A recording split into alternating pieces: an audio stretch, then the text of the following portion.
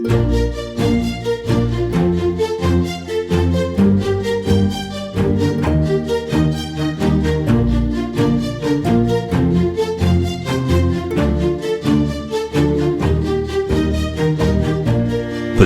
changes everything. What we long for in the distance often turns out to be just like what we already have, but only when we take a closer look.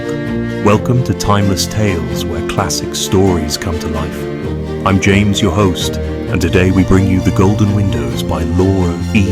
Richards.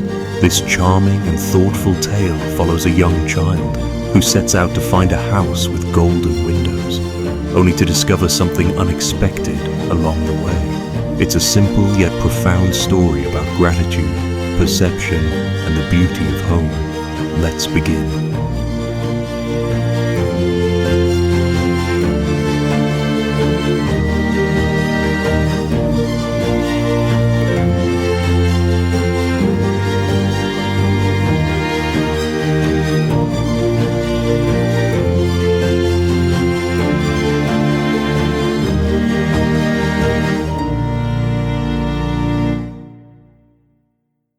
All day long the little boy worked hard in field, and barn and shed, for his people were poor farmers and could not pay a workman. But at sunset there came an hour that was all his own, for his father had given it to him. Then the boy would go up to the top of a hill and look across at another hill that rose some miles away. On this far hill stood a house with windows of clear gold and diamonds. They shone and blazed so that it made the boy wink to look at them.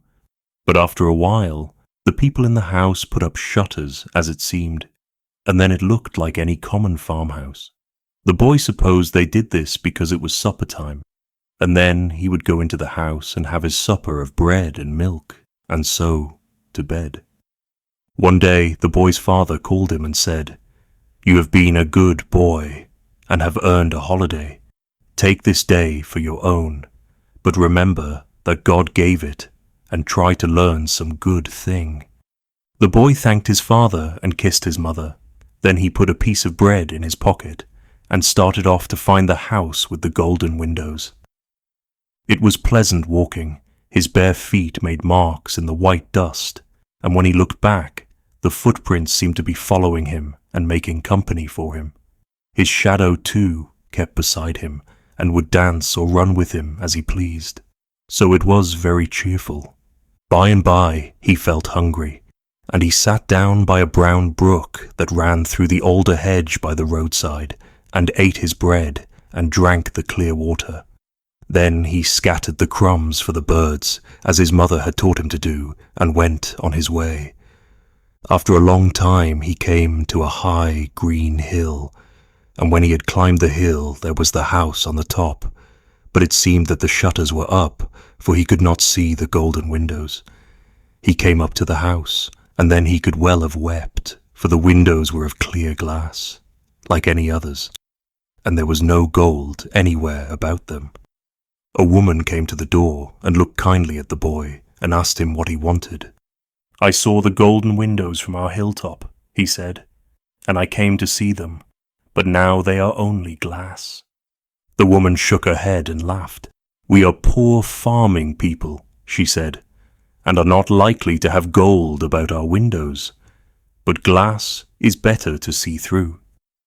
She bade the boy sit down on the broad stone step at the door, and brought him a cup of milk and a cake, and bade him rest. Then she called her daughter, a child of his own age, and nodded kindly at the two, and went back to her work.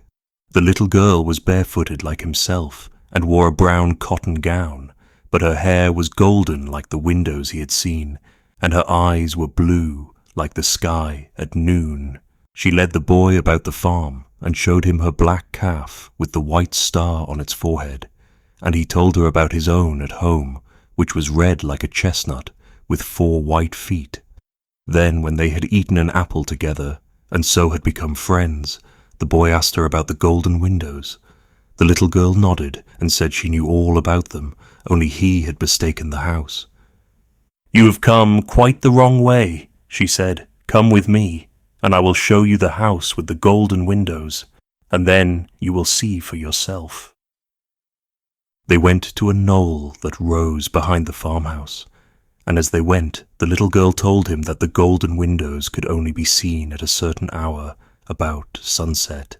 "Yes, I know that," said the boy.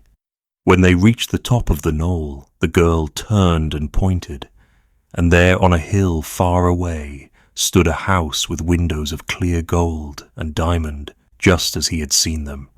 And when they looked again, the boy saw that it was his own home.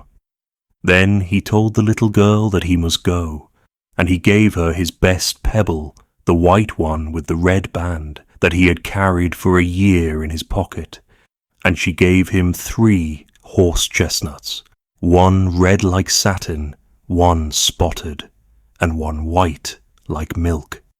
He kissed her and promised to come again, but he did not tell her what he had learned, and so he went back down the hill, and the little girl stood in the sunset light and watched him.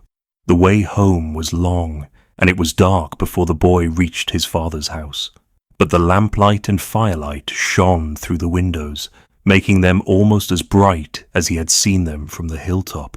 And when he opened the door, his mother came to kiss him, and his little sister ran to throw her arms about his neck, and his father looked up and smiled from his seat by the fire.